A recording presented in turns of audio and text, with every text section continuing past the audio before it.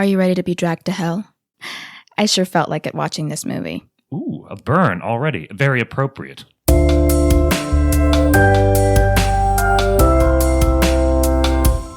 Hello, everybody. This is The Critics and the Crowd, the podcast where we look at the media that divides us and try to find out who got it right, who got it wrong, or maybe where we can meet in the middle. I'm Liz Ramirez, actress, producer, and scary movie lover. However, I only somewhat take that back. I love to watch them and be scared. I just don't love having to go to bed in the dark after. I am joined by my co-host, Steele Philippek. Hello, Steele. On today's episode, we're going to cover the 2009 film Drag Me to Hell. It stars Alison Lohman and Justin Long. It's directed by Sam Raimi, and it sits at 92% with professional critics and 62% with the audiences. That's 30 points. More than a complete star in the rankings. Steele, how do you feel about this? That's a pretty big divide, and I'm surprised about that because critics typically do not like horror films at all. And so to have 92% of the critics have a favorable opinion of this film, I liked it when it first came out, but I didn't realize there was such a divide. How did you get involved with this film? Okay, so here is my intro to the piece. I used to watch this when I was a kid. You know, this is 2009, right? So I was, 8. And it used to play on HBO all the time. And my family, we just had HBO, and I would just watch bits and pieces of Drag Me to Hell, especially the ending, which I won't spoil, but we will be talking about, so we are spoiling it, just kidding. I also remember being at the Blockbuster, and that DVD cover, are you kidding me? Her looking up, and she's being dragged to hell by these very scary demon hands.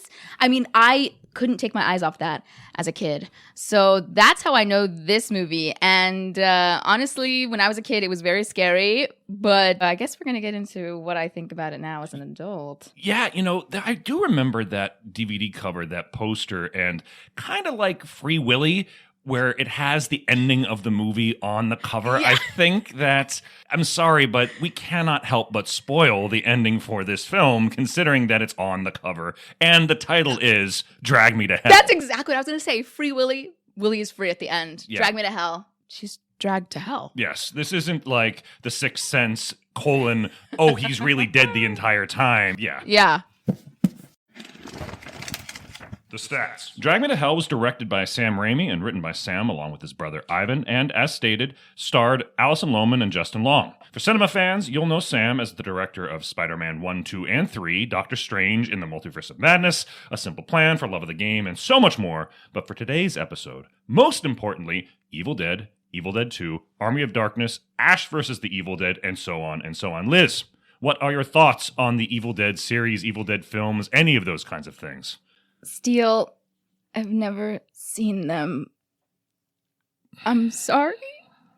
Do you remember how disappointed you were in me when I'd said I'd only watched the first Twilight film?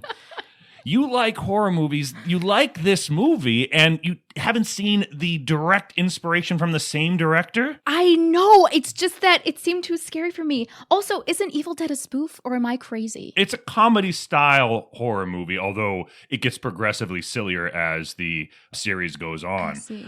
But the first one is fairly straight horror, albeit completely over the top. Very much like Drag Me to Hell here, where there are comedic elements to it. Oh, we're going to get into it as we talk about the film. But if you like this film and you've never seen The Evil Dead, give them a shot. They're very raw. They're independent films, so shot on the cheap. But you'll see everything from this film, from the fisheye lenses to the gross outs to the horrific visages, it's all there in Evil Dead. Maybe I will give this a try. It is the Halloween season, or at least at the time of the recording. At the recording. We're almost there. Almost there. I have a couple days. I'm going to do it. Mm-hmm. Did it do well in the box office? Yes, it did do well. Made about $90 million. In today's money, that's about $140 to $150 million on a budget of about $30 million. Wow. So it made its money. Not like an amazing amount of money, not Spider-Man level that Sam Raimi is used to, but that's profitable. It's quite profitable, particularly for a small horror film. You'll see these these kinds of films regularly now. It's why horror is kind of having a renaissance. You don't need big stars. You don't need huge sets. You need a plot. You need scares. And you need blood coming down the screen. That's actually something from Sam Raimi that he was taught when he was first making Evil Dead. He was told by a mentor, once you have blood running down the screen, don't let it stop. Initial thoughts. Steele, I have no idea why this has such a high rating from critics on Rotten Tomatoes. I mean, do you film guys have a hard-on for Sam Raimi? I don't get it. I like Spider-Man just as much as the next guy. Not Evil Dead, though, sorry. But to give this movie anything over 3 stars, to me, is crazy. So I think this kind of gets into what inspired this movie. So are you familiar with EC Comics by any chance? I am not. That's okay. Many people are not. But this was a comic book publisher in the 1950s, 40s, 50s, which produced a lot of horror comics, the most famous of which is Tales from the Crypt. So if you've ever seen Tales from the Crypt, or anybody out there have seen that show on HBO or any of the films, you know what it's like. Very over the top, very much like this film. You might also know from EC Comics Mad Magazine, that very weird, vibrant humor. And yes, they had a TV show I used to watch on Nick at Night, I think. Oh my Lord, you watched Mad TV on Nick at Night? Yes! I watched the very first episode live, and now it's on Nick at Night. That live? You just, where is my cane? Where's my Malox? But there's a lot of elements from the EC Comics, from Tales from the Crypt. There's an impressionable, young, attractive lead who's trying to do the right thing but is caught up in esoteric magic. There's a curse that gets progressively worse. There are jump scares aplenty. EC Comics were filled with stories of people trying to make the best of a bad situation and wind up being condemned to hell. Spoiler alert. But I think that's a big reason for the disconnect. I think critics grew up with this kind of comic book, with this kind of morality play. It's a very fun, short, small film, which critics tend to give a little bit more of a pass to than, say, a huge budget, big kind of Spider-Man movie that Sam Raimi also directed. So I think that's part of it. And I think that power of it's on the silver screen would be much more effective in a big group of people than if you're watching it on DVD at home and on a small screen. I see. Well, that makes a lot of sense to me. But I don't understand. I mean, why couldn't we have a final girl moment? I don't understand what we learned from this. And there is where we're going to have some of that Perfect. Back and forth.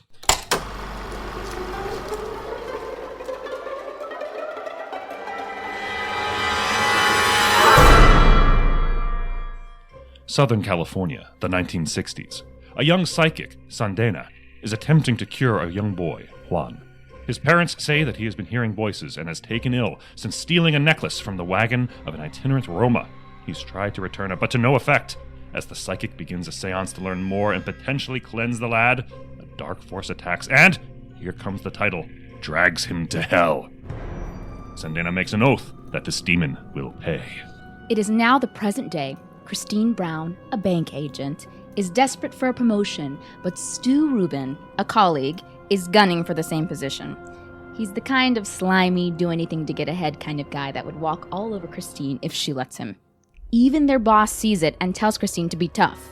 Christine vents to her boyfriend, Clay, as she fixes his printer and gives him a rare coin for his collection. As Christine's leaving, though, she overhears Clay's mother on the phone disparage her for her station in life. Christine walks away. Is she depressed or determined? Liz, I'm sure you've never dealt with sexism in the workplace. Talk to me about this opening. We see a literal demonic possession, and then a woman gets scolded for doing her job. What's worse? What about this opening? I mean, brings us into the world of what we're about to get, but then to switch over to this sort of bank teller. I mean, I kind of like the jarring gugunk. That makes sense. I like it too. It's nice. We get a sense of the place. We get a sense of the fun immediately without having just an awful cold open that it connects to the film in no way whatsoever. We're going to find out, obviously, who these characters are. And then we're thrown into urbanity, into Los Angeles. And it's nice. There's color, it's vibrant, it feels like a fun film like right off the bat. I also want to talk about urban horror versus folk horror. People who have watched The Wicker Man or Midsommar, that's an example of folk horror, and a big part of that is daylight and brightness, and that horror can happen in the daylight, as opposed to urban horror, which tends to be much more about darkness and hiding and whatnot. So this film does a bit of both, and we're going to see obviously some night scenes and some rain, but a big chunk of this film happens during the day, and I kind of like that. There's no time or place where you can hide in this movie. Yes. Oh, you said that perfectly. Okay, let's continue. We find Christine with her first challenge, Sylvia Ganush, an elderly Roma woman, who is seeking yet another extension on her mortgage. Christine waffles for a bit, trying to turn her down gracefully, but Ganush puts on a scene crying and begging for her house not to be repossessed, only to be dragged away by security. Christine's boss compliments her on being tough, but Christine is understandably rattled. Still, all is as it should be. Or is it? Spoiler alert again! No, it's not. For Ganush later attacks Christine in the parking garage, ripping a button from the agent's coat and placing a curse upon it. It's a good thing for her that curses don't exist. This reminds me of The Incredibles, along with other films where people are trying to do the right thing but can't until they find a way. Here, our protagonist is given many opportunities to, quote, do the right thing, even as the old woman acts worse and worse and worse, as we'll see. Which I think makes it relatable, along with the scene of her and her boyfriend dealing with a little bit of classism. We may not love Christine, but we do understand where she's coming from, and the fact that this was released during one of the housing crises in the United States. I think that also goes a long way for us to understand the antagonist here, why she would place a curse upon our leading lady. I didn't even think about that. I was on Christine's side from the get-go. I mean, I did feel bad for Ganush, but I have a thing about people who are like, she was kind of, no offense to all the people, I'm sorry, but I was like, Christine's doing the right thing, That's why I'm so confused about what will happen as we continue on. I mean, she is just trying to get her bag, and I can't blame her for it. I find it funny, Sam Raimi calls this a morality play and how she did the wrong thing here and is thus doomed to hell. And I don't know, Sam, I think that's a little harsh for not giving yet another extension to someone who's back behind on her bills. I understand wanting to make your protagonist in some sort of gray area because, of course, if she was an awful person, we'd be rooting for her to die the whole time, to be, dragged to hell. Mm-hmm. But I don't understand not giving her a victory. But I don't know. I feel like the movie would have been just as impactful if maybe she came out of hell. I don't know. Later, Clay and Christine are out and about, talking about the day's events. Clay is a stand-up guy telling his girlfriend that she did the right thing, that Ganush had already had more extensions, that he'll make sure security walks her to her car every night. Typical male behavior. Because that's not what's at issue. What's at issue is that Christine has begun to feel a malevolent force swirling around her. Impulsively, she drags Clay to a street-side spiritual advisor, Ram Dass. Clay's jokey, but the Joss and Christine are serious. They sit down and begin. A wind swirls, a photo cracks. Is it a draft mixed with the Los Angeles low-level earthquake? No. Joss confirms to Christine that there's a dark force circling her. Someone has cursed her. What are your thoughts on tarot, astrology, that whole kind of stuff? I have to say that I believe in it a little bit. Okay. I have this thing where I know fortune cookies aren't really the same, but I have a way of eating a fortune cookie so that my fortune comes true. I crack the cookie, take out the paper, put it to the side, have to eat both sides of the cookie that you've cracked, have to finish it, has to be down, then you can look at your fortune, and then it's real. I actually recently had a tarot reading with a friend of mine, and it was really cool. It really felt like the cards were speaking to me. Not to get all strange on us, but what do you think about it, Steele? I'm not a big fan of this kind of stuff. I'm going to say also to everybody listening, you'll note that Steele was not the person who compared astrology to fortune cookies, okay? So if you have something to say, God. Take it to Liz and her socials. Do not come at me, okay? Is it not? Is astrology? Like Pisces, Capricorn. Yes. I believe in I like reading a horoscope or two every now and again, and it'll tell me, hey, you're going to have a great day. Mhm. Yes. I just like anything that's going to positively motivate me in a direction that is good for my life. I don't know. I can buy don't that. know. Look, I own a copy of the I Ching. I've read works on Lao Tzu and philosophy, so I can't denigrate anybody or anything that helps bring some positivity in the world. I think anytime that one overly ascribes to anything, be it in the form of any organized religion or any prognosticator, be it in the form of a horoscope or some kind of sports betting guru, that maybe you're taking it a little too far. But anything that brings a little bit of positivity, not demons, into the world, I think is probably for the better. Absolutely. I agree. That night, someone or something stalks Christine through her home. Voices, visions, shadows. It's getting darker, scarier, more horrifying, until some dark force physically attacks her. Finally, mercifully, it ends. Clay rushes to Christine's aid and, with the help of a psychologist, tries to explain it away as a PTSD-related hallucination due to her earlier attack. She tries to sleep, but is once again beset by visions of badly animated fruit flies and Ganush attacking her, spewing maggots on her face. It was just a dream, right? So this is one of the reasons I really can't understand this divide.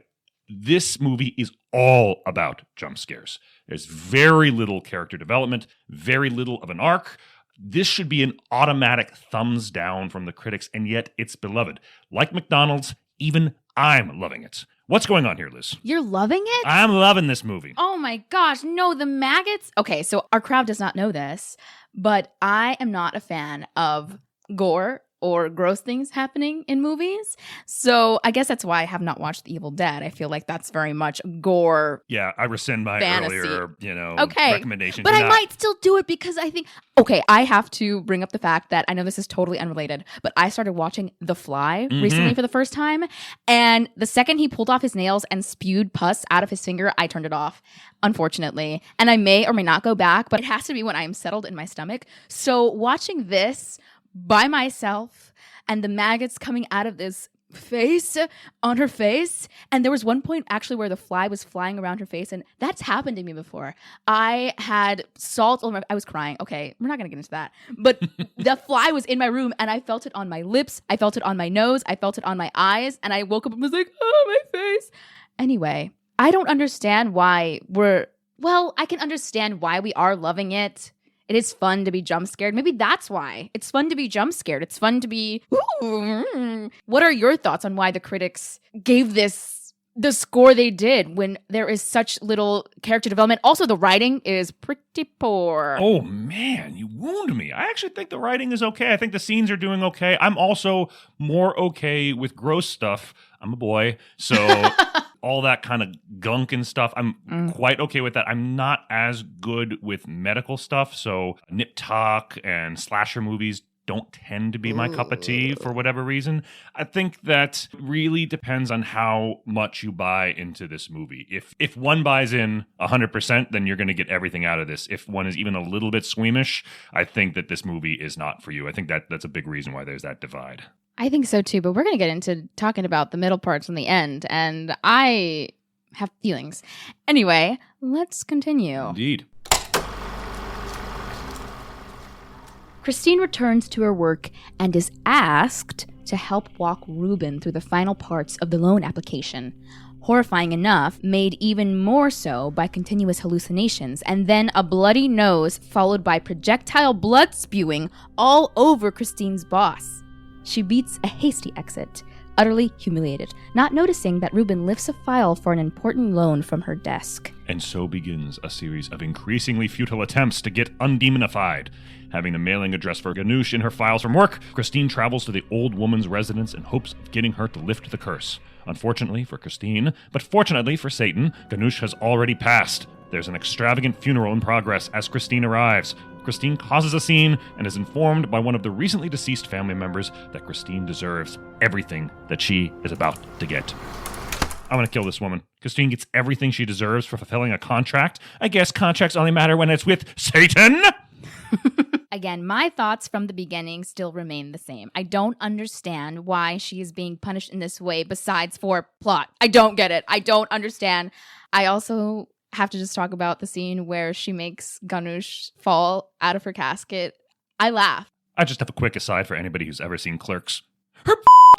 money fell out! That was really, I mean, it's horrible. It's really bad. But I was like, dang, Christine, you need to chill out.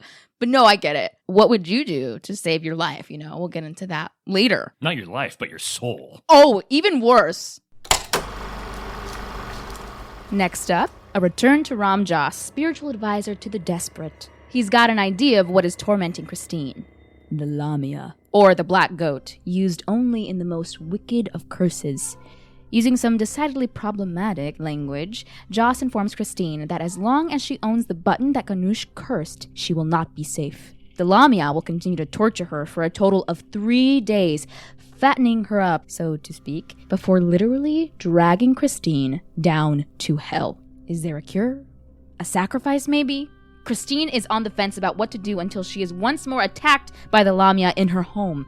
She not so reluctantly sacrifices her new kitten. Will feeling aside work? Does it ever? This always makes me feel icky. I know it's fake, but killing an animal, particularly a kitten, like... I was like, put down the cat, Christine. Don't do it. And then, meow. And then you see her digging up the grave of the cat. I do think that's pretty... It's not fun. It's gross, but it's like... Okay, like we're understanding how dire this is for Christine. I thought it was an interesting plot point in the film. Yeah, I thought it was very effective storytelling, and also that it happens off screen. It does a really good job of making the audience complicit, and yeah. Right. You'd hope for at least a temporary reprieve, but alas, our heroine is in for it when she goes to meet Clay's snooty upper crust parents at their lavish estate. Clay sticks up for Christine, but the small talk is awkward. Even more awkward is yet another Lamia hallucination, accompanied by insects and voices. Christine reacts violently, making her appear completely unhinged in front of Clay's family. Christine returns to remount Ram Dass for leading her astray with the sacrifice, but he's just a rookie, and these are powerful forces at work. He knows someone more professional who could do it. For a price. $10,000 to be precise. After an ill-fated attempt to get an advance from her boss, Christine returns to her house and goes on a good old-fashioned pawn spree. DVD player, jewelry, power tools, it's all gotta go. Luckily, Christine prepares to hawk her figure skates, which allows her to cut through a line and send an anvil. Yes, Looney Tunes style. Crashing into the visage of Ganush as it once more appears before her. I think this ridiculousness, once again, helps sell the film. It's completely over the top, and it doesn't ever back down. You can mock it, but Drag Me to Hell owns its real estate. Oh, you're so right, but I want to hate it. Is it really just the ending that really, like, you keep coming back to it again and again? I can't stop. I love endings of movies. They're supposed to wrap everything up, and I guess it is wrapped up in a, scary little bow, but it makes me upset. Christine deserves so much better. Alison Lohman deserves so much better. I watched a video about Alison Lohman talking about the making of Drag Me to Hell, and it seemed like she was really being put through it. She talked about the scene where Ganush sucks her face, and she was like, would it be possible to get maybe like a plastic wrap or something? She was nervous about how sanitary the scene would be. And Sam Raimi said, no, we have a certain shot we have to do it. And she went and she did it. And I was like, what was Sam Raimi putting her through? Alison Lohman deserves so much better when it came to the script. Honestly, what I can say, and I'll bring it up in the pros, is that I loved the costumes in this movie, especially the shoes. Okay. Speaking of that kind of behavior from Sam Raimi, he is notorious for doing this kind of stuff with his actors. In the original Evil Dead, the Deadites, the bad guys, had to wear these very thick contact lenses, so they couldn't really see. And so to get extra cuts, because they didn't have a lot of money for film and stock, they would have extra hits. Like literally, they'd hit the Deadites on the head extra times because the actors couldn't see what was going on. And apparently, Sam and a couple people got into screaming matches a couple times because of this. So yeah, he is definitely very much a let's do this, get weird kind of guy. Don't love that from an actor perspective, but I understand going in for the craft, but I think there's ways to go about it now. But this is 2009, not saying that it was okay. Let's continue though. Alas, this pawning doesn't add up to but $3,800, leaving Christine in the hole. Who should step up but Clay, who's paid Ram Dass directly? He doesn't know what he believes, but he knows that Christine believes. And that's how Christine winds up at the creepiest house in LA County. The house from the beginning of the film. That powerful pro that Joss was talking about, it's Sandina, the psychic who lost Juan way back at the beginning of the film. I mean, the 60s. With her assistant, they prepare a ritual to trap the dark force that has been plaguing Christine in the form of a goat and kill it. The tides turn when the Lamia possesses Sandina, and then her assistant, who vomits up the corpse of Christine's cat, saying it wants her soul. The psychic manages to successfully banish the Lamia from the seance, but dies in the process. There's no hope left, it seems. Maybe, maybe not. First of all, I have to talk about $10,000 for a woman to die and to still have a curse be on you? Caveat emptor. What is that? No refunds. Check the back of your ticket. Favorite exorcism movies? My favorite exorcism movie is, oh my gosh, what is it called? It's with Anthony Hopkins and that one guy who played Hook in Once Upon a Time. Wow, perfect. Thank you. But basically, he's a priest and Anthony Hopkins is also a priest and he gets possessed. And so this young priest has to go and save this old priest from possession. But I think at the end, it's kind of like, did he really save him? But it's a really, really good movie and I suggest that you watch it. What is it called? It's called The Rite. Oh, The Rite. It's really good, really scary. This is a better watch. Go watch The Rite. Don't watch Drag Me to Hell. Thank you. Trusty Joss has one final workaround. He seals the cursed button in an envelope and informs Christine that she can't stop the curse, but she can give it to someone else. Christine attempts to do so with several people, including Stu, who she learns has stolen her file. In the end, however, remorse prevents her from taking any such action. Finally, she decides to boomerang this evil. Christine digs up Ganoush's grave and gives the button back to the woman who started this whole process in the first place. Thoughts on the usage of Roma in this film? Do you find it problematic, Liz? I certainly find it problematic now. I feel like it's sort of enforcing the fact that the Roma were sort of this evil magic wielding people that can put curses on you. It's sort of like using voodoo and being like, ooh, oogly boogly, you know? And so I don't love that, but I don't think it stopped me from watching the movie though. I'm kind of with you. I love Indiana Jones and the Temple of Doom, and there's some definite problematic stuff in there. Gotcha. I think that we are allowed to enjoy or observe a film and be able to call stuff like that out while also understanding the craft in that. If Steven Spielberg can observe and love Triumph of the Will, which was about Nazism and the rise of Germany, then I think that we are capable of doing the same now while also recognizing, like, yeah, maybe not the coolest thing. Once again, I think this ties into EC Comics and Tales from the Crypt, where, of course, there are, here comes the problematic word, gypsy curses and all of that. Yeah, but I also think that we have progressed more and more as a society. We no longer use gyp in regular conversation. Right. We would kind of probably look at this film now and be like, yeah, you know what? Let's try to make some kind of generic curse kind of wielding people. Or, from our own background, I could use a Polish Catholic curse or something like that. And that'll be okay because I'm allowed to mock my own people.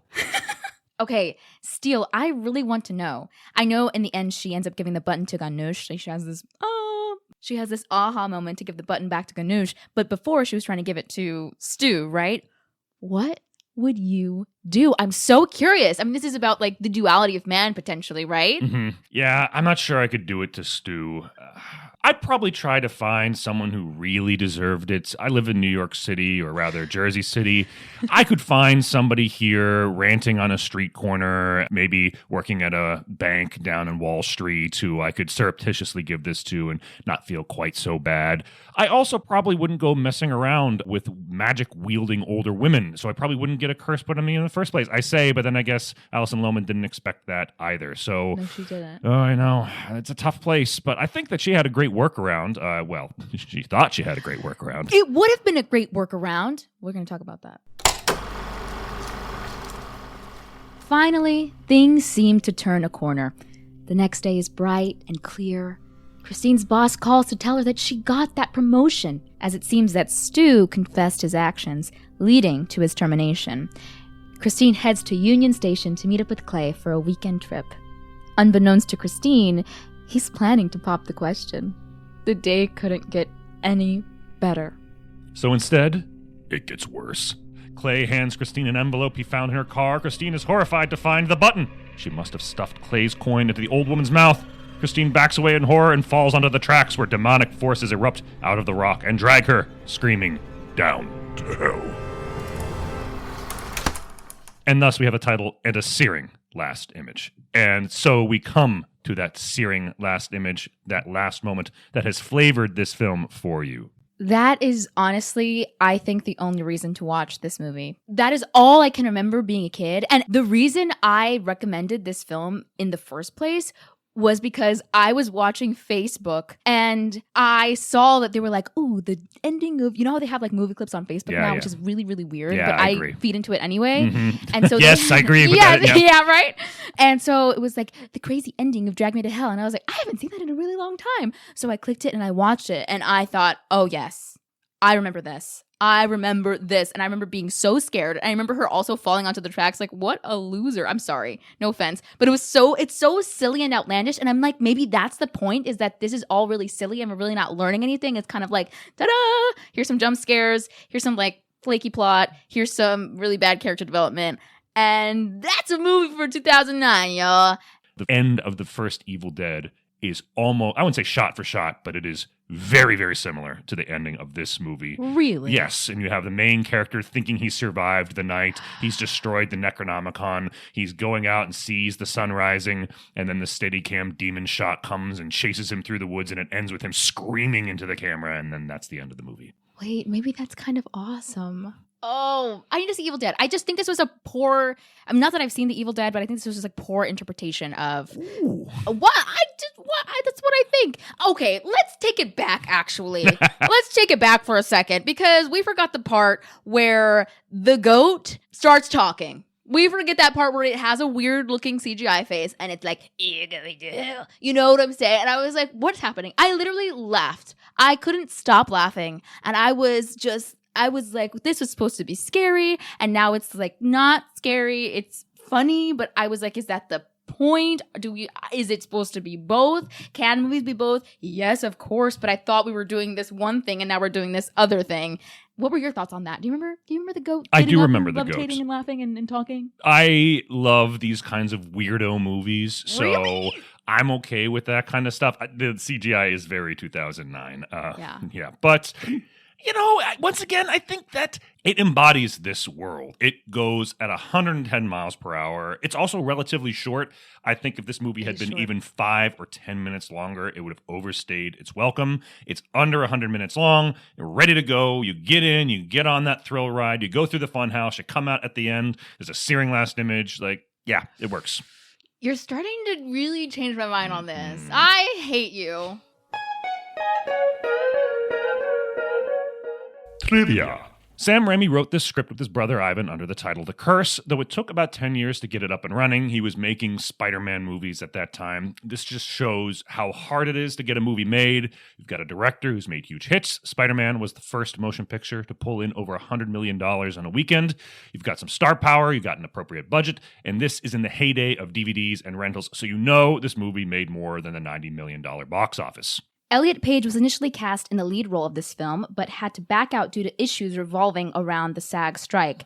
I think that would have made for a very different film, not absurdly different, and I've liked Page particularly in Whip It and Juno, but I loved Alison Lohman. So much. That, again, I think she deserved better, truly. Like, she is a great actress.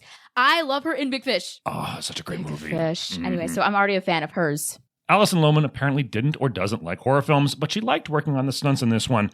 I hate it when actors do their own stunts. Really? Explain. So, as an example, Kevin Smith tells a story about how when he was working on the fourth Die Hard film, and for whatever reason, Bruce Willis just wasn't engaging with the scene and they had to rewrite it, and Kevin Smith was only supposed to be there for a couple hours. Instead, he was there for 2 days, and he found out from one of the other writers on the film that it cost $500,000 every day of production, regardless of whether they shot anything or not, which shows just how expensive these films can be.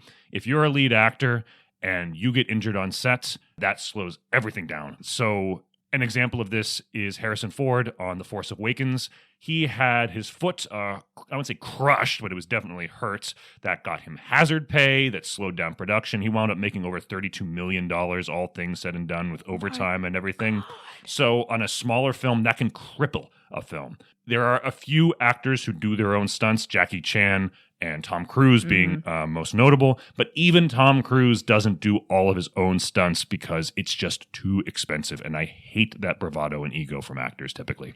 You're right. I mean, I don't know that I would do my own stunts besides potentially doing like, pretend slap. I can't jump out a window. I have done a roll on the floor. I did stage combat for this show I did called She Kills Monsters. I'm sure you've heard of it, or at least the viewers. I like the title. Yeah, it's really good. And so I did it in high school, and I had to do the stage combat director told us how to do these rolls, and I couldn't do them right. It was like a forward roll on your shoulder.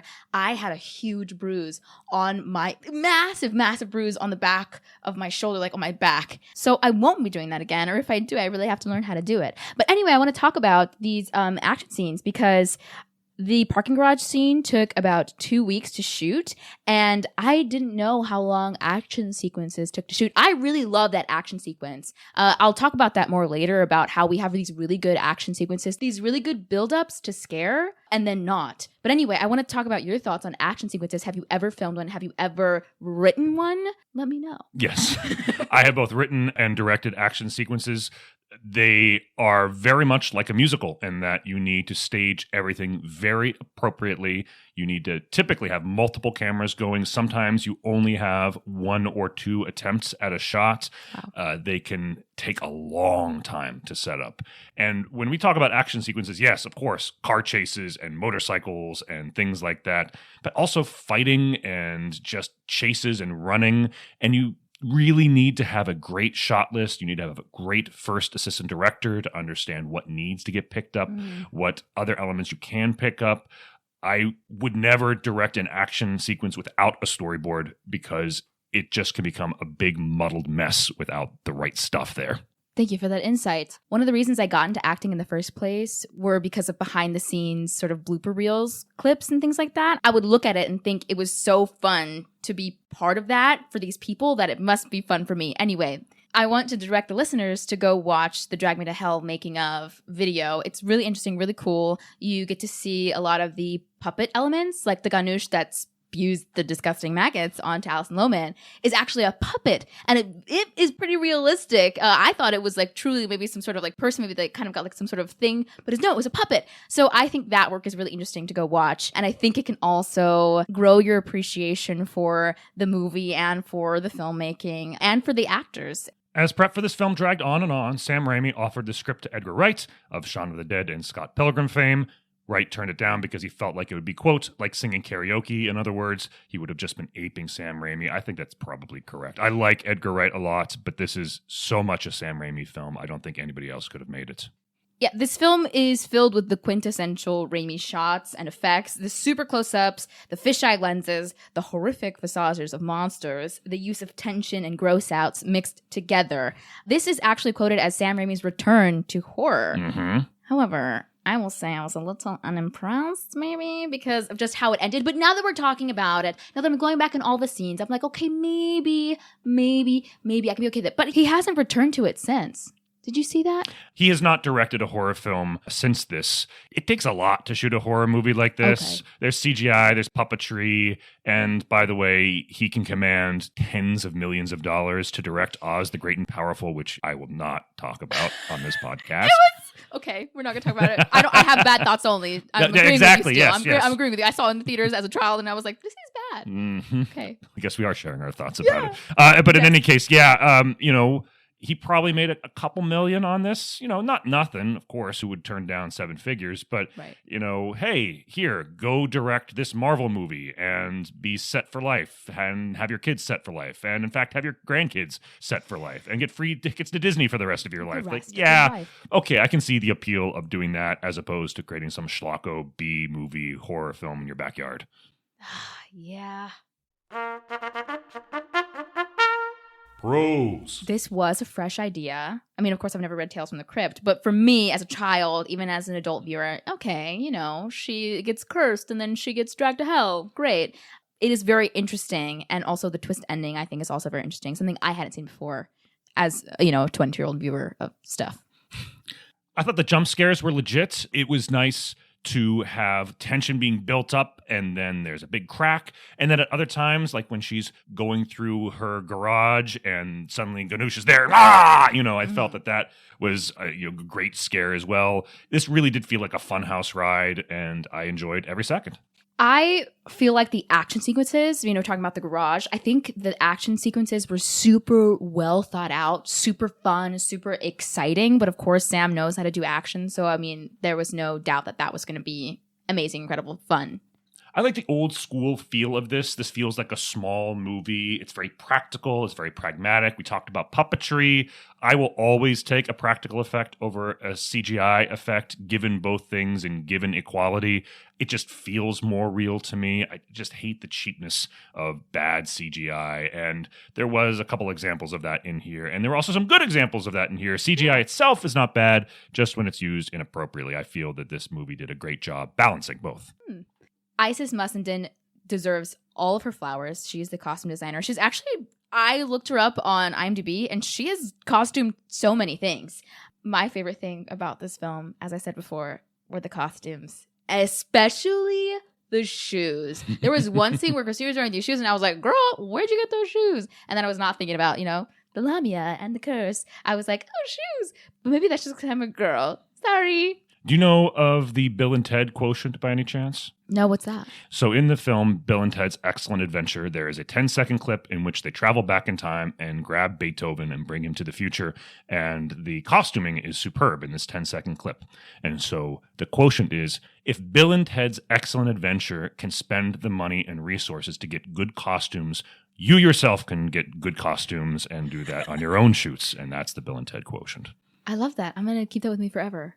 This film is squicky. I don't like that the kitten is killed, but it does work. I don't like the gypsy angle, but it also kind of works. Like, it's the squickiness of this really sells it for me.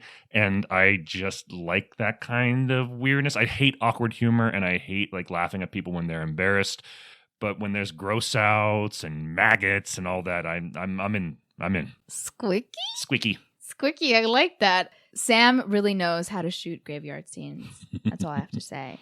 Very good. And I did research that he had done The Evil Dead, and I was like, what?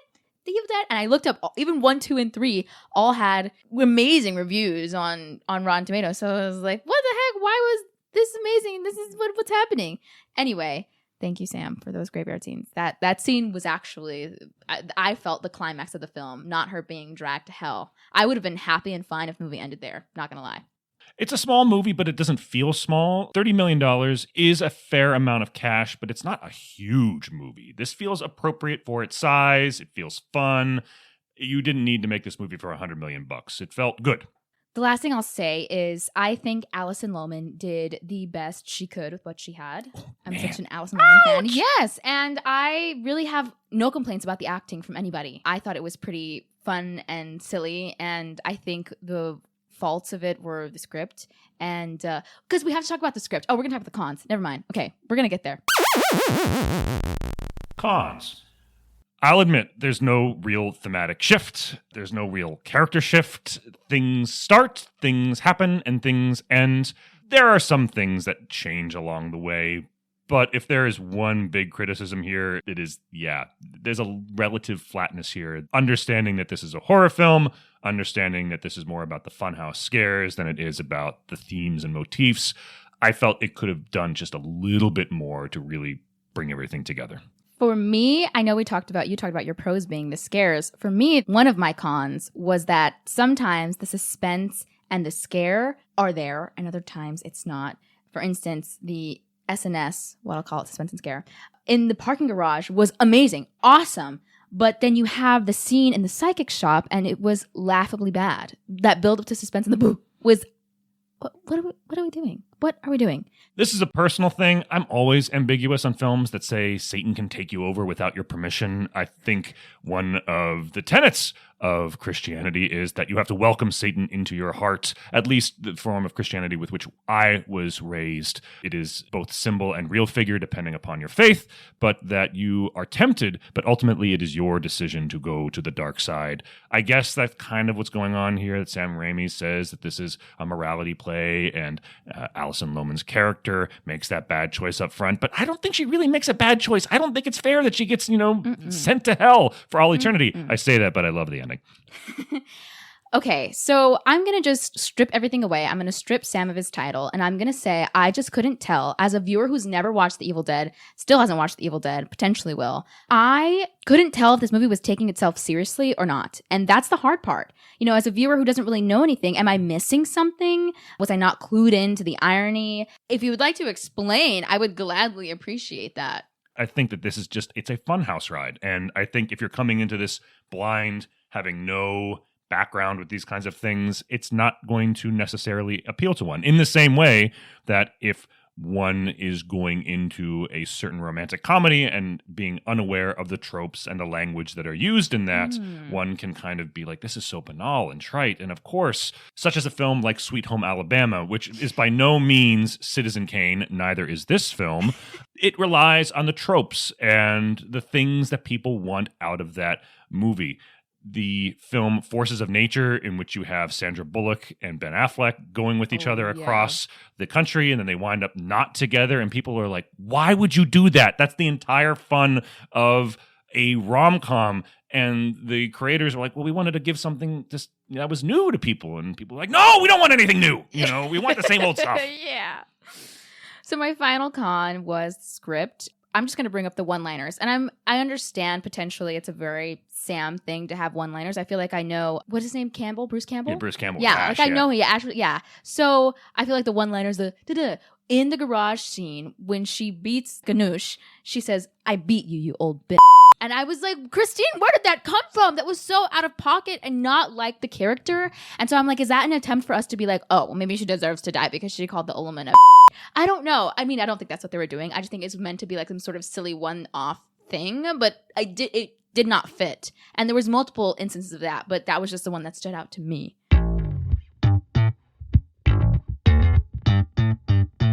Personal opinion. So, Liz, this is your pick. You rewatched it. What are your thoughts? After watching the film again, after so many years, and being so excited to do so, mind you, I was let down. I am easily spooked, but I do enjoy scary movies. I can watch The Conjuring over and over and over again and never grow tired. But this, I would happily never watch again. Unless I'm having, a shitty movie marathon with a friend and I really want to show them something I dislike. It feels like the movie just was a cool idea that they slapped together without thinking it through. I enjoyed this film, on the other hand. It's not high art, but it's a fun horror picture. It doesn't take itself too seriously. In fact, not seriously at all. This felt like a funhouse film. We can never completely relax, but it's never too horrific either, at least until our main character is literally dragged to hell. Props to the film for giving away the plot in the title. The verdict. The critics and the crowd are divided. Professionals gave this 92% on Rotten Tomatoes, which is all but a perfect score. Audiences still like this, but it's much more reserved at 62%, which is above 2 stars. Liz, who got it right? The critics, the crowd, both? Neither. Neither. I gave this 1 star. Ooh! This movie is 1 star to me. I'm so sorry to little Liz who thought it would be better, but I would say save yourself an hour and 39 minutes, but maybe go watch the ending on YouTube so you can understand what we've been talking about this whole time. I'm going to give the critics here slightly more credibility. I'm not sure that this is 4 stars, but it's definitely better than a tepid 62%.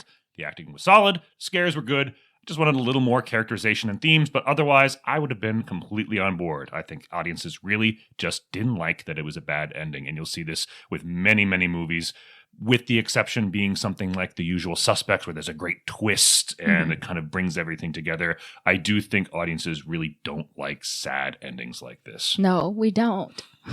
Any last thoughts on Drag Me to Hell? This was fun, but I'm not doing it again. And drag you to hell, drag you back, and then drag you to hell again. Exactly. We got on the Drag Me to Hell Express, and Perfect landing. Stuck it completely 100%. Thanks for listening again this episode. We'll see you again next time. Peace out.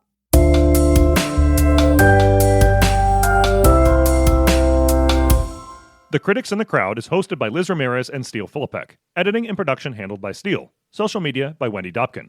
Logo by Aria Feliciano. Music by Joel Studler, provided via Humble Bundle. All audio effects are sourced through freesound.org and used under the Creative Commons license. If you feel that we used a piece of audio to which you own the rights, please email helmstarmedia@gmail.com.